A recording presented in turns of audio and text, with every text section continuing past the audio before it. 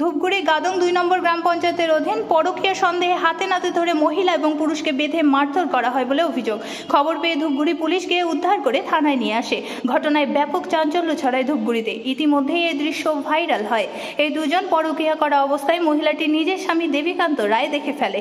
এরপর অনিল সরকারকে মারধর করে বলে অভিযোগ। যদিও ঘটনার খবর ছড়িয়ে পড়তেই সাথে সাথে প্রতিবেশী ও পঞ্চায়েত উপস্থিত হয় এবং বড় দুর্ঘটনা এড়াতে পুলিশের হাতে তুলে দেওয়া হয়। কিন্তু এভাবে দুজনকে একসাথে বেঁধে রেখে মারধর করায় প্রশ্ন উঠতে শুরু করেছে বিভিন্ন মহলে। যদিও সময় মতো পুলিশ পৌঁছায় বলে সে ধরনের বড়সড় কোনো ঘটনা ঘটেনি বলে পুলিশ সূত্রে জানা যায়। তবে এখনো কোনো লিখিত অভিযোগ জমা পড়েনি বলে জানানো হয়। আগাগোড়াও মানুষটা সলিড, আর কোনো ভেজাল নাই। ভালো বুঝছেন? এখন ওনার সাথে যে যাবেন আপনি, ওনার যে একটা বউ আছে, সেটা কি হবে? সেটা কি করবে? ওনার তো বউ আছে, বাচ্চা কাচ্চা আছে, সেটা তোমার তো ওই তো দুইটা মাইয়া পুলিশই পাবে না। সেটাকে তোমরা আরেকজনের সাথে যাবে,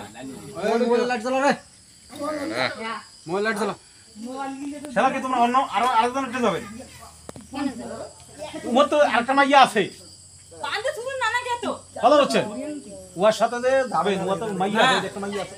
ও দাঁড়া, শালা লাগিবে, শালা রাম রাবণের যুদ্ধ, মাথা নষ্ট হয়েছে। ও তো একটা মাইয়া পুষির পায় না, তো তোমাকে আর করে পুষিবে?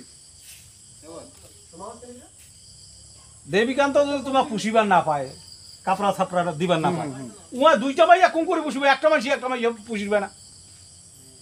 কিরে বাইস্তা, তুই কি দুইজনের বাদ দিয়ে বাদ পাবার দিয়ে পারবি? কথা